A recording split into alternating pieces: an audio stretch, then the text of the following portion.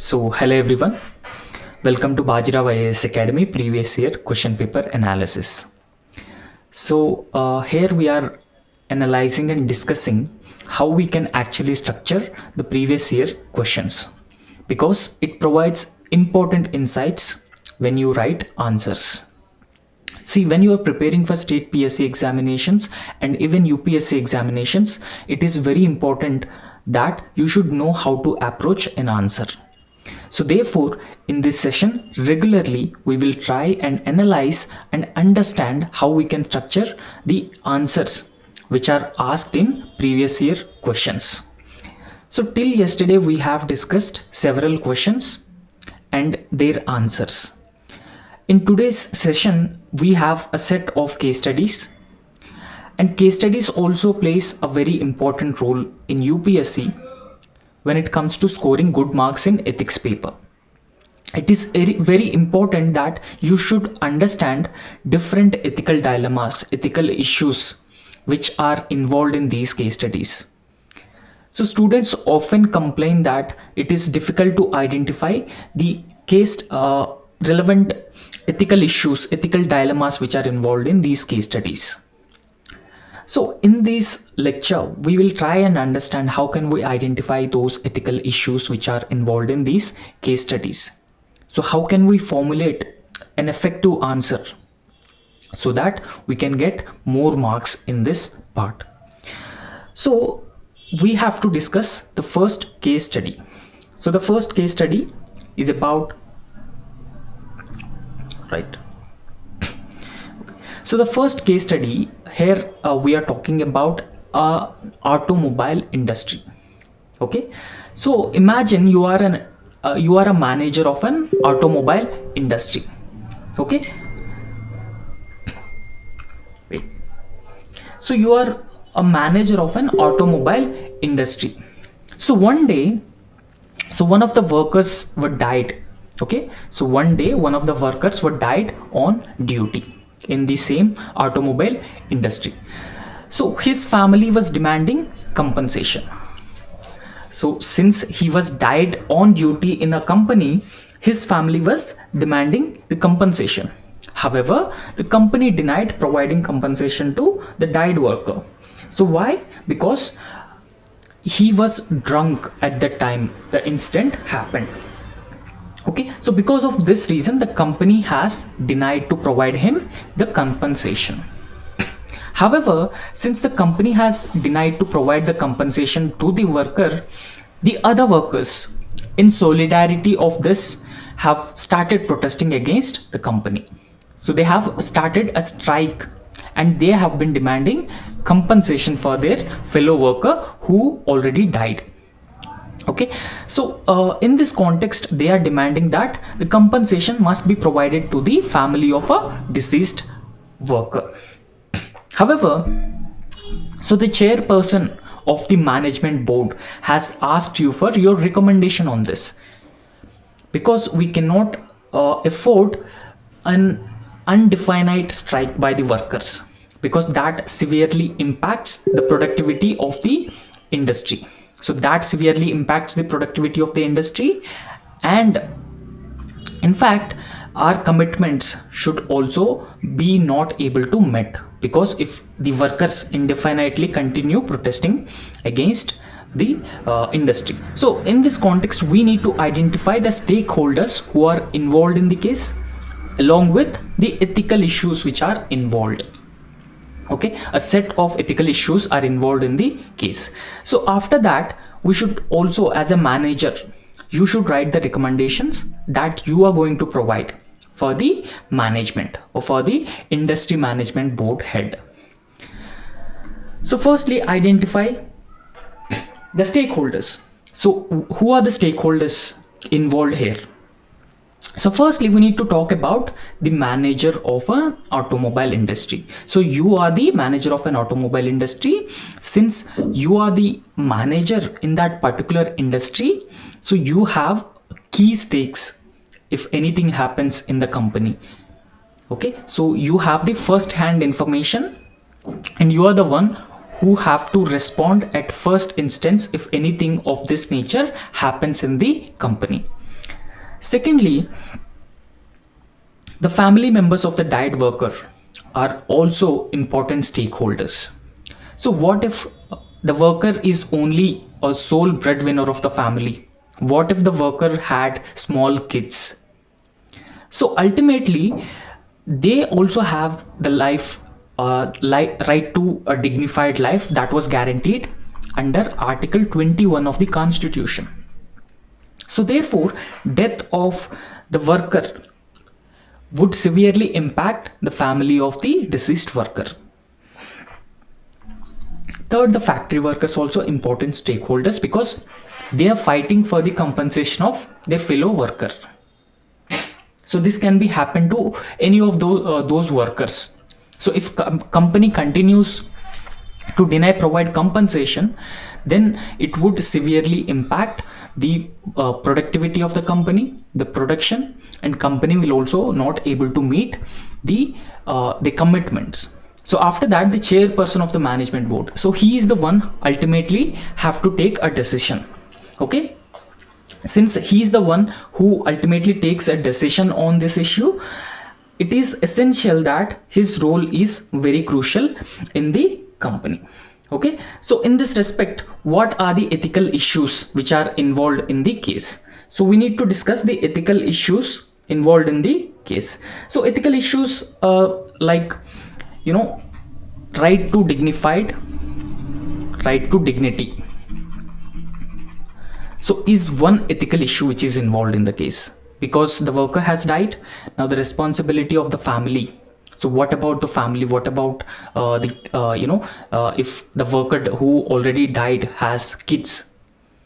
So therefore, compensation will help the family to ensure the better livelihood, and they can also live a dignified life. So secondly, workers going on strike against the company, it is not in the best interest of either worker or the company. So it impacts the trust among the workers about the company, and that ultimately impacts the work culture as well. So therefore, it is very important to protect the work culture and also the efficiency of the workers, and the company must earn the trust of these workers. And third, every company, every corporate company should treat all the workers, all the employees as stakeholders. So companies have to take into consideration the interests of these stakeholders. So the welfare of the stakeholders like workers and other people who are directly or indirectly engaged with the people are important stakeholders in the growth of any company. So companies should treat the welfare of these workers as welfare of the company. So this is the essence of a growth development of a company. So these are the ethical issues which are involved in the case. And apart from that, the other ethical issue is, since the worker was died because he was drunk at the time of duty. So the code of conduct of that particular organization clearly mandates that no worker should drunk while he is on duty. So now shifting the responsibility of the death of a worker on the company. Okay, so how justifiable is this? So these are the ethical issues which are involved in this case. So apart from that, the second part of the question has been asking, what are the recommendations would you provide for the management? And we need to discuss them in a detailed way. Okay, so as I have already told you that there are several ethical issues which are involved in this case. Okay, so what are those ethical issues? So firstly, there's a negligence on the part of the management. So management was unable to take care of the workers. So management was unable to ensure that the worker who already drunk attended his duties, and that ultimately led to the death of the worker. So therefore, there's a clear negligence on the part of the management. Secondly, injustice to the family. If company continues to deny providing compensation, if a company continues to deny providing compensation, then it will be a clear injustice to the family. Okay, so how? Because if what if the worker is a only sole breadwinner of the family? And what if the family has no other means of sustenance? Then it would be a clear injustice on the part of the family, since he is just a worker and he may not have adequate social security and social safety nets which are available. So therefore it will be a clear injustice to the family, and that ultimately violates dignity. Okay, right to dignity that was guaranteed under Article 21 of the Constitution. So apart from that, the welfare of the workers is also the responsibility of the company. So if anything happens to any worker, then the company has to come forward and provide the relief to those workers. So therefore they are fighting for their rights. And fourth, violation of the fundamental right under Article 21. So this can be firstly, the negligence of the company led to the death of the worker because the drunk person was allowed to work in the company. Secondly, it violates the right to life and dignity of the individual who already died. Secondly, it is also related to the family. And if it continues and the company is not able to properly monitor all these things, if negligence continues to if negligence continues, then it violates Article 21 of the Indian Constitution. So in this context, so what should be the suggestions? So as a manager, you are a manager, right? So since you are a manager, you have to provide the suggestions, you have to provide the recommendations to the chairperson of the board, head of the board. So firstly, you can suggest providing financial help or financial relief to the family of the victim. So because he is a worker, and it is very important that the company should take care of the welfare of the worker. Now, because of the worker, his family should not face the brunt, because ultimately the family will suffer. So therefore, even if there's a mistake on the part of the worker, providing financial help to the family will serve the justice. This is also part of the justice approach, because when we provide financial assistance or financial help, so to a certain extent to the family, then the workers will also be convinced that okay, the company has provided certain amount of compensation to the family of the victim, and justice will also be served to the family of the victim. So because in the long term interest of the company, it is very important to ensure that the workers' rights are safeguarded. So workers' welfare has taken care of by the company. So that is the essence of trust of the workers among the company, and that also improves overall work culture in the organization. So apart from that, there's a need to ensure adequate precautionary measures in the industry. So since there were no precautionary measures in place in the company, that led to a drunk worker entered or performed his duties, and that ultimately led to his death. So this automobile industry is one of the hazardous industry. Okay, so this is a dangerous industry, and if we do not perform our duties with proper attention, that could cause loss of life, like what happens to this worker. So therefore there should be adequate precautionary measures that should be put in place in this industry, so that any such eventualities in future can be prevented, and workers will not strike against the company, and the production will not halt, and our commitments as a company will be met on time. So after that, so we can also think of providing assurances to the workers. Since workers have gone to the protest and workers were on strike, it is very important that the management should work with the workers, so that immediately we can get them back into the production. So providing financial help and also having a conversation So also holding talks with these workers is very important. So in this context, we can provide some basic assurance to these workers, and we can also appeal them that whatever the worker who has already died has done, it is wrong and illegal. Now the burden has been shifted on the company. So therefore, in this context, you assure all the workers that if anything happens to any worker, then proper compensation can be given to the worker and his family. So you can also assure the workers that this company is taking care, or it is concerned about the welfare of these workers. So when you appeal to their rationale, so when you show the objective facts using emotions, then definitely you can persuade the workers back into the production. So after that, so it is also important on the part of the company to ensure dignity of the family. Since this worker has been engaged with the industry, so you cannot completely neglect the family. So earlier we have already discussed that all the workers and their families are important stakeholders in the company. So therefore, all the stakeholders' interests have to be taken care of by the company. So therefore, it is the responsibility of the company to ensure the dignity of the family. How can it ensure the dignity of the family? It can provide employment to the wife of a deceased individual. So it can provide compensation. So in this way, the company can ensure the dignity of the family, and it also amounts to compensation. So the company can also take care of the education needs of a young children if a worker had young children.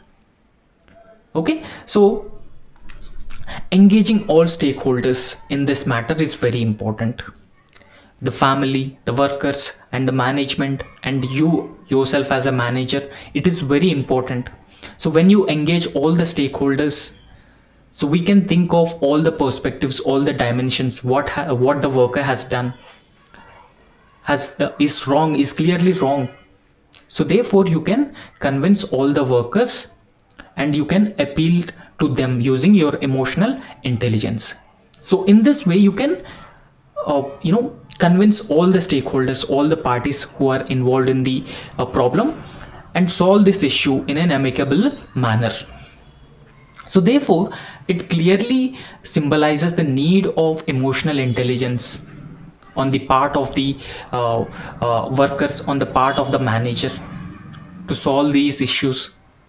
And also there's a need to diligently perform one's own duties. So that is the essence of this case study. So the next case study that we are we have to discuss a way forward also. So what should be the way forward in this context? So the way forward involves the safety of the workers. We need to ensure the safety and security of the workers. So it should be given the top priority. So because without safety and security, the same things will repeat in future as well. So that could have severe implications on overall reputation of the company and also the production of the company. So therefore, safety of the workers should be given ultimate priority. So how can we ensure safety of the workers? So we can provide adequate safety nets, and also other social security measures can be taken. So awareness and education should be provided to all these workers, and regular training sessions should also be conducted for these workers, so that they get to know that the work should not be performed in a casual manner. So even if any worker who is drunk, then it should be immediately reported to the management, so that that particular individual will not engage in those hazardous works. And secondly, it is the responsibility of the company to ensure social security of the employees. Now, when the company provides social security, when anything of this nature happens, then it is, it will not significantly burdens the company.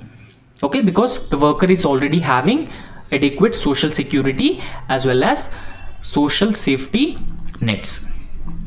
So after that, it is also very important to develop a strong work culture in the organization. So because with strong work culture, what happens? There's a connection, a healthy connection between the management and also workers. So that is the essence of increasing efficiency of the workers as well as productivity. Now after that, the workers should be treated as stakeholders in the company. So they should be treated as the stakeholders in the company rather than just taking care of the shareholders.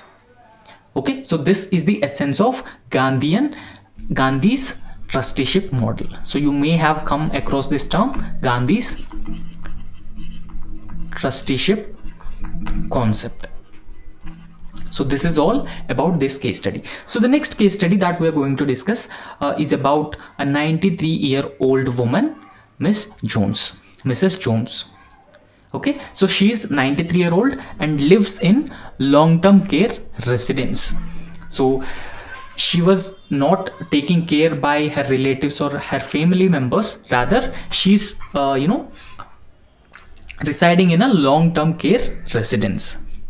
So recently she was admitted with in a hospital with a fragility of hip fracture. So her hip was fractured, and after being found on the floor in the middle of the night. So Mrs. Jones has dementia, a disease. Okay, so where you would not get adequate sleep, and she is unable to make her own decisions.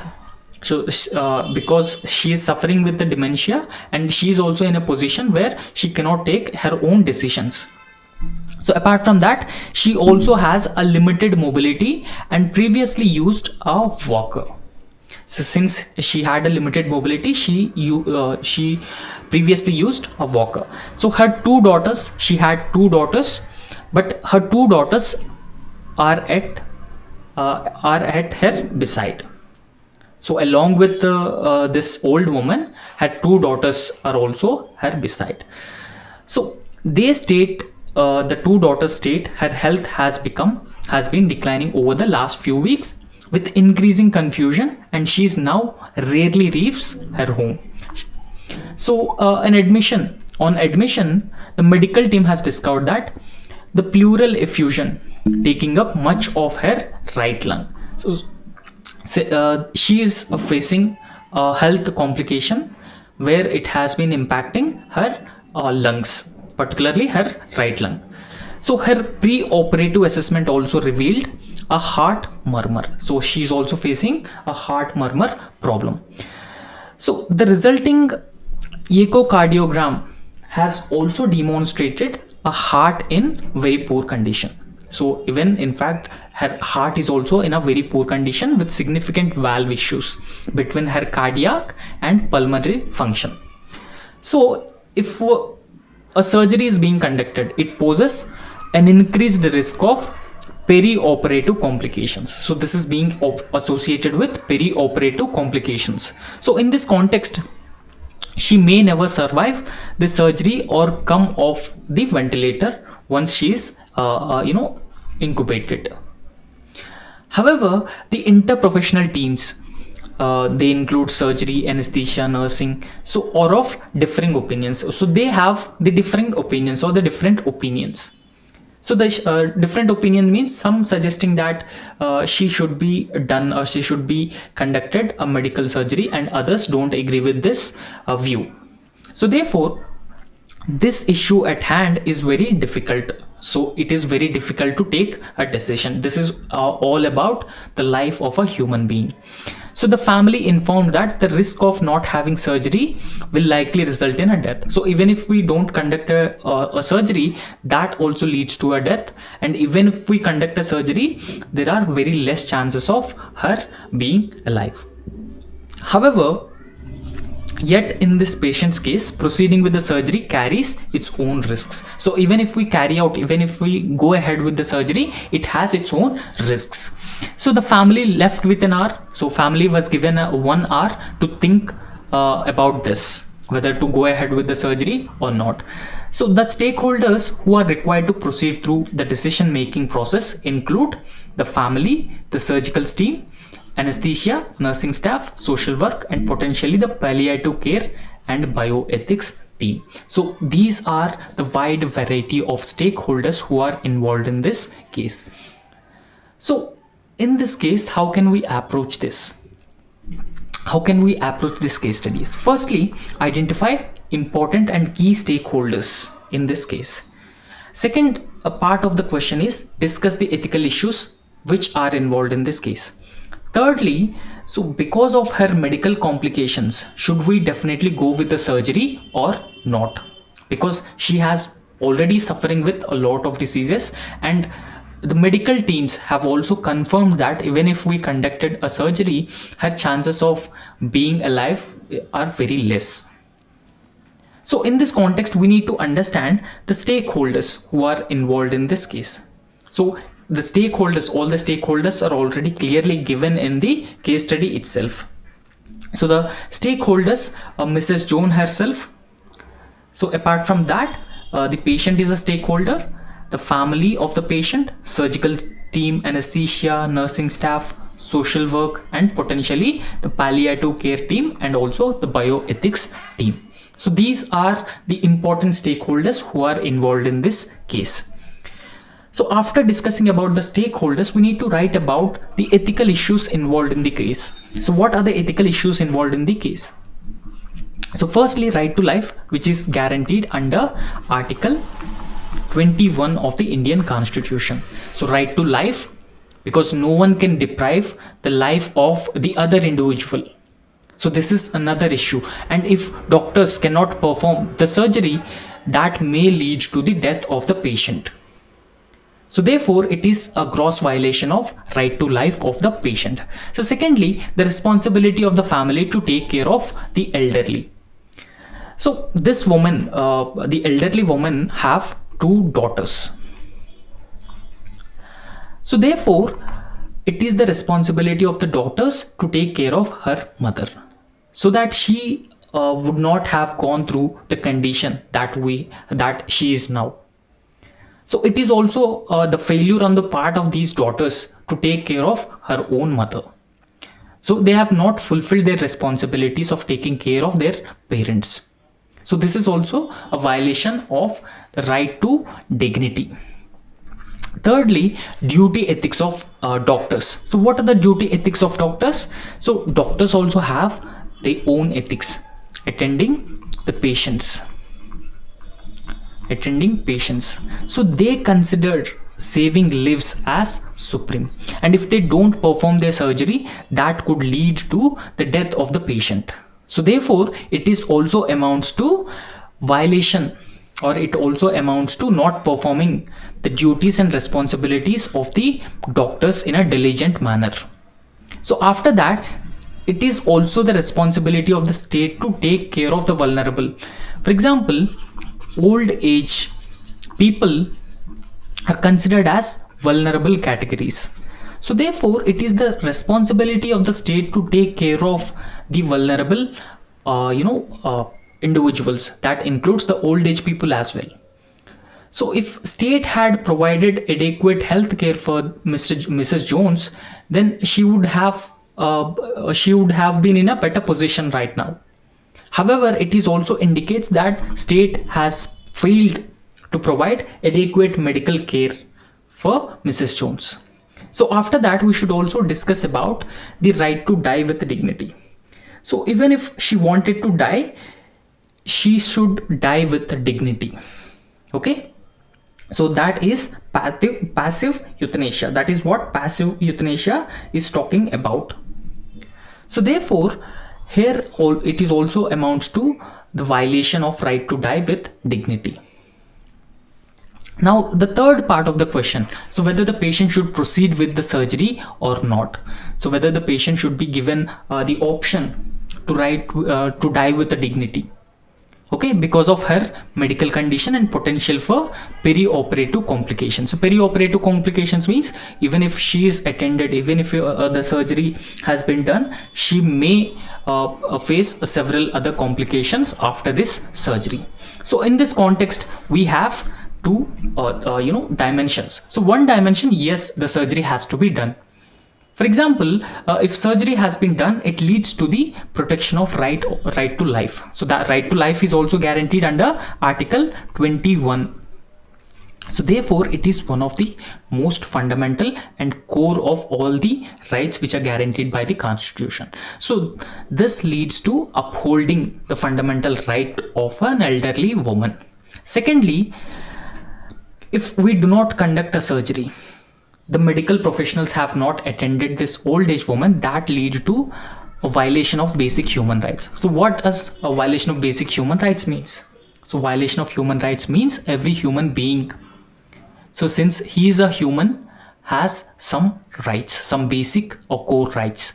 So for example, right to adequate health care is also one of the human right. So therefore, if she is not conducted a surgery, if surgery is not conducted, that also results in violation of right to health of this patient. And thirdly, it is also the responsibility of the doctors to save precious life. So it is important to save the precious life.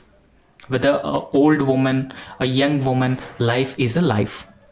So we even discuss about the ethics which are involved in abortion, where the child is not yet born.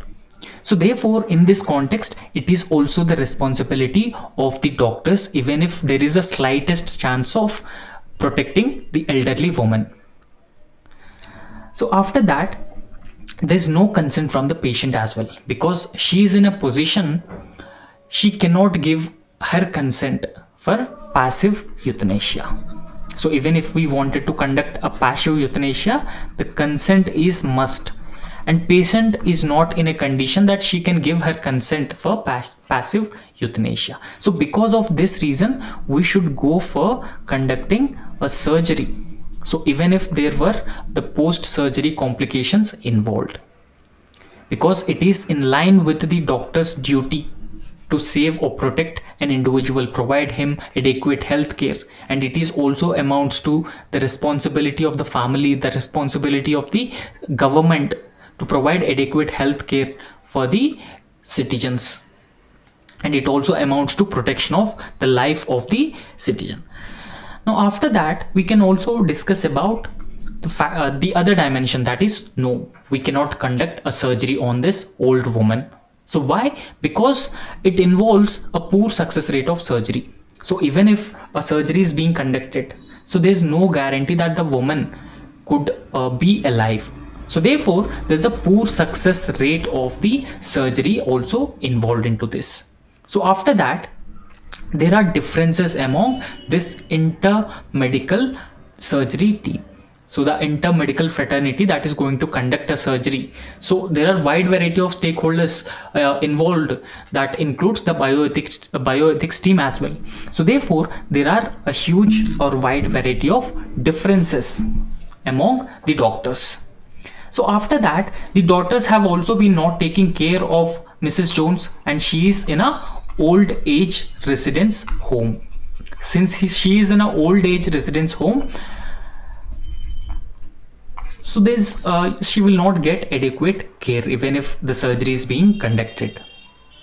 So if her daughters takes care of Mrs. Jones, then in that case a surgery can be conducted, because she is under the supervision of she is under the care of her daughters. So after that, the post-surgery medical complications which are involved. So there is no guarantee that Mrs. Jones will be alive. So she will be safe after conducting surgery. So since she has been facing several ailments, several medical ailments, it is also very important that we need to look into the post-surgery medical complications.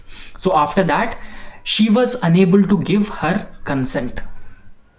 Okay, so she was unable to give her consent. So if she gives her consent, then we can go for passive euthanasia, right? So since we cannot go for unable to give the consent, so then we can either ask for the family members and their opinion about the passive euthanasia, or on compassionate grounds or on humanitarian grounds we can allow the passive euthanasia. So after that, right to die with the dignity, so this is one of the rights that was recognized in Aruna Shanbag case. So you all know about Aruna Shanbag case. So in Aruna Shanbag case, the Supreme Court recognized the right to die with dignity, where Supreme Court has allowed passive euthanasia after a long hearing.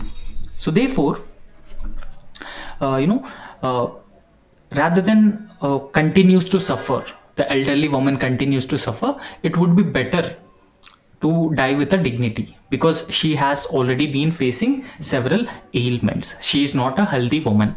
So she's also in her 90s, so early 90s. So therefore, there's a huge risk involved even if such surgeries are being conducted. Okay, so this is all about this case study, and the overall essence of the case study is the fundamental of right to life. Okay, so the fundamentals of right to life, how right to life is very important, and it is also signifying the duty, the responsibility of the children and also doctors while performing their duties, and it also indicating that right to die with the dignity. Okay, so if there's any guarantee, if there is any significant consensus over the safeguarding the life of this old woman, and if her daughters have given assurances to provide safety and care for this elderly woman, so the doctor should go ahead with the surgery, conducting a surgery, because with the surgery her right to life can be protected. So however, if more risks are being involved, she should be given a right to die with a dignity, because she already suffering with several ailments. She should be given the right to die with a dignity that is caused passive euthanasia, because the biomedical ethics team has also been part of the case or part of this situation. So this is how you can conclude this answer. So the next question is about the conflict between environmental protection and development. So this is what we have been experiencing even in India as well. So there's a big corporate company, a big corporate house. It is engaged in manufacturing of industrial chemicals. So it has been manufacturing industrial chemicals on a large scale. So we all know that how industrial chemicals are dangerous, because in 1984 we have experienced Bhopal tragedy. So you all have a basic idea what is Bhopal tragedy, where methyl isocyanide has been released, and that led to the death of a number of people. And now even they have been suffering with the complications, the post-disaster complications, and even several genetic disorders as well. So therefore these chemical industries pose a huge risks. So because of the huge risk which is being involved into this, several states or many states rejected its proposal due to the detrimental effect on the environment. Since it has a detrimental impact on the environment and human health, several states have rejected the additional unit, so that is being set up by the chemical industry. However, one state government acceded to the request. So one state government has accepted this request and permitted the unit to set up its permitted the industry to set up its unit in one of the cities very near to people, where people residences, okay, close to a city, brushing aside all the opposition. Even if the civil society groups, NGOs and opposition parties have been protesting against this, the state government has given a go ahead for setting up this industry. However, a unit was set up 10 years ago and it was in full swing in recently. So the unit that was set up 10 years ago, now it is fully functional. So recently the pollution caused by the industrial effluents have been affecting the land, water and crops in the area. So this has led to the significant amounts of pollution in that particular area, and that further led to serious health problems for human beings and animals in those areas. Okay, so of course, if the environment is polluted, that will be resulted in health complications among people and among the animals also. So if you come across the words like biomagnification, bioaccumulation, where the chemicals are being accumulated and transferred from one trophic level to the another trophic level. So this is what happens with these chemical industries. So they even pollute environment, that also pose significant health risks for the people. So this gave rise to a series of agitation. Okay, people now started agitating against this the consequences of this industrial unit. Okay, so because of this, it has created the law and order problem, and the law and order problem necessitates the police action as well. So following the public outcry, the state government ordered the closure of the factory. So state government ordered to close the factory. So the closure of the factory has resulted in unemployment, because it is a significant employment provider in the region. So closure of the factory has led to the significant amount of unemployment. So not only those workers who are engaged with the company directly, but also several other indirect workers who have been working in ancillary units. So therefore, further it has badly affected the other industries who have depended on the raw materials from this chemical industry. So in this context, we have given two questions. The first question is, we need to identify the ethical issues which are involved in this case. And second question is, as a senior officer, you are a senior officer in the state government, and you are given the responsibility of handling this issue. So since this is a difficult issue, this issue has given the responsibility of handling this issue has been given to you. So in this case, how are going to address this issue? So how you are going to address this issue is very important. And first and foremost, when you write any case study, it is important that you should mention the stakeholders. So who are the stakeholders who are involved in this case? So firstly, the chemical industry itself is an important stakeholder, because it is set up in a city. It is dangerous and harmful. It has been polluting land, water and air. And it also comes with significant health impacts for the human beings and also animals. So therefore, the chemical industry is one important stakeholder. The second important stakeholder is state government. So despite all state governments have rejected the proposal to set up an industry, a chemical industry here, this state government has accepted the proposal from the industry to set up a chemical unit in nearby city. So after that, the environment and animal health is also, because the environment is being polluted and animal health is being degraded. So therefore, they are also very important stakeholders in this case. So after that, the residents of the city have been facing the brunt of the pollution. So they have been facing a numerous health related challenges, health consequences because of this chemical factory. So because this chemical factory has been polluting land, water and air, so therefore they have been facing the brunt of this industry. So after that, there are other industries as well. They have dependent on raw materials from this industry. So these are the stakeholders who are involved in this case. So after that, we need to discuss about the ethical issues which are involved in this case. So what are the ethical issues involved in this case? So firstly, we need to talk about the conflict or the crisis between environment and development. Now, many countries have been prioritizing development over environment. So that led to environmental degradation and even have consequences like climate change and severe disasters. So therefore, we need to balance our developmental needs with environmental sustainability or the environmental protection. And this is what is neglected by the governments whether it is a state government or the union government. Right to clean environment is one of the fundamental rights which is part of Article 21 that is being recognized by Supreme Court. So therefore, if the industry continues to function, this clearly violates Article 21, that is right to clean environment, because this chemical industry has been polluting land, water as well as soil, and this has also been impacting the animal health as well. So therefore, this particular right has been violated.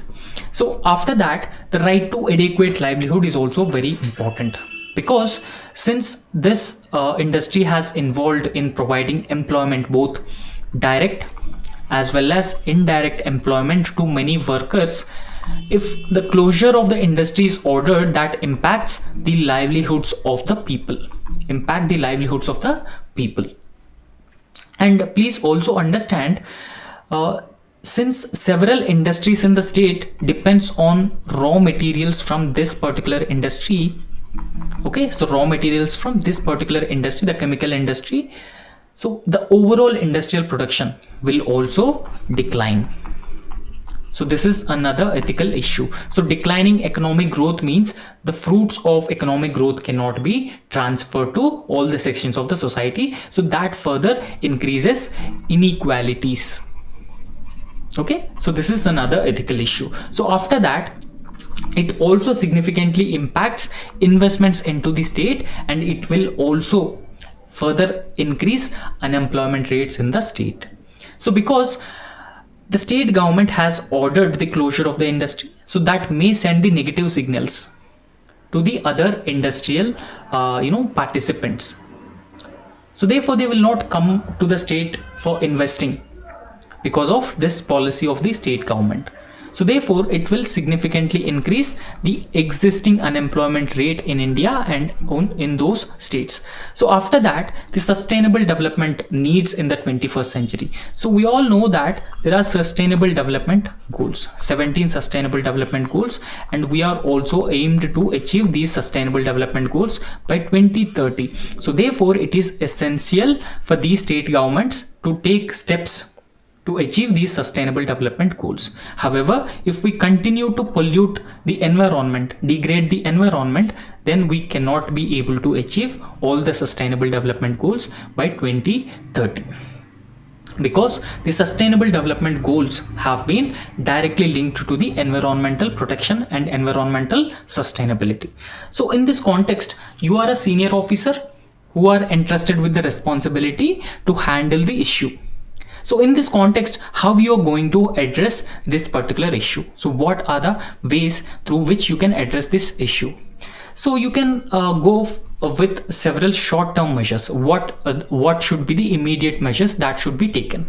So first, you can order an immediate inquiry on the company or the industrial, the chemical industry, because ordering an inquiry will make sure that it will help you understand the negative impact, if any negative impact of this industry on the local people and the local environment can be revealed, can be understood through a comprehensive inquiry. So that should be conducted. Now after that, there's a need for comprehensive environmental impact assessment involving the Central Pollution Control Board or experts from the State Pollution Control Board. So when you do a comprehensive environmental impact assessment, you assess the overall impact of this industry on the environment. That includes land, water, soil, and it will also help us understand the future environmental consequence, and also health related damages or health related issues. So if you come across the environmental impact assessment, this also involves all the stakeholders. Okay, so there's a social hearing. So in that social hearing, you involve all the stakeholders. So the stakeholder consultation is also very important to decide the future of this company, and also understand the factors, understand the negative consequences on the environment. So after that, we need to prepare a comprehensive report.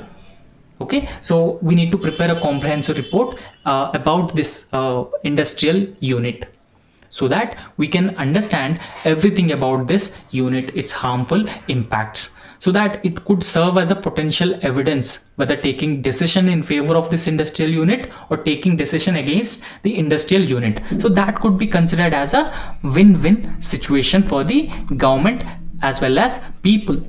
So because if there's no any significant environmental impact or impact on human health, this is just an allegation. Since they have a comprehensive report, this report can be shown to the public.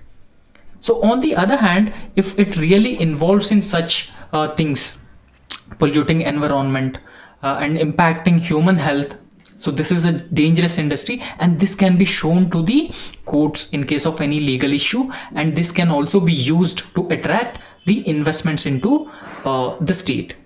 So after that, the company operations have to be remain closed till inquiry is conducted. So why? Because the people have been protesting against the closure, protesting against the company, and it has also created the law and order situation. The police have involved, and if company continues to operate, that would further degrade the situation.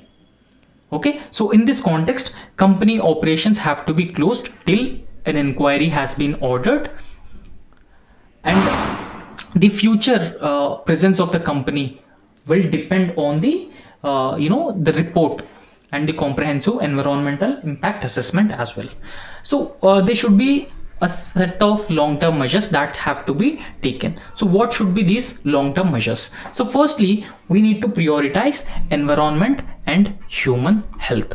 Okay, so it is important that we should also prioritize development, but we should ultimately achieve a balance between environmental sustainability as well as development. So this is the essence of the sustainable development. So this is what we should aspire for. Now after that, the environment friendly industrial policy is also very important, because of the growing consciousness, because of the growing environmental consciousness, several industry or industrial units, so they are ready to invest in states where they have environment friendly industrial policy. So there's no worries, even if the industry is closed, the other investors will come and invest in the state, and they will provide adequate employment. So after that, the comprehensive environmental impact assessment should also be conducted, or it should also be mandatory before setting up any industry. So therefore we could assess the consequences, because if any industry pollutes the environment, so then the consequences would be long term.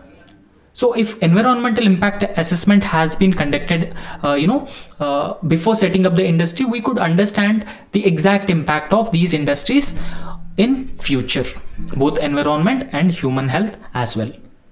So there's another problem like unemployment problem, and the industries which are depend on this chemical industry were not able to get adequate raw materials. So in this context, we need to give a fillip to micro, small and medium enterprises. So they have the advantage of providing raw materials, and they are also labor intensive industries. So they provide adequate employment opportunities for the people who are unemployed. So after that, we should also implement the polluter pays principle. So no company or no industry should pollute the environment in an indiscriminate manner. So we should implement the polluter pays principle as well. So after that, the state can regularly conduct investment summits. Now several state governments have been conducting the investment summits. You can see in Rajasthan, Gujarat, Odisha. So they have been trying to attract the investors. They have been trying to woo the investors by showing the positive sides. So when this state has gone for conducting investment summits in the states, and when they showcase the state's commitment to achieve the environmental sustainability, that attract large scale investments into the state. Okay, so this could be a win-win situation for everyone, for the government, development, environmental sustainability and health of the people. So this is how you can conclude this answer. So that's it for today, and tomorrow also we have a few more case studies, and we will be discussing those case studies as well. So thank you so much.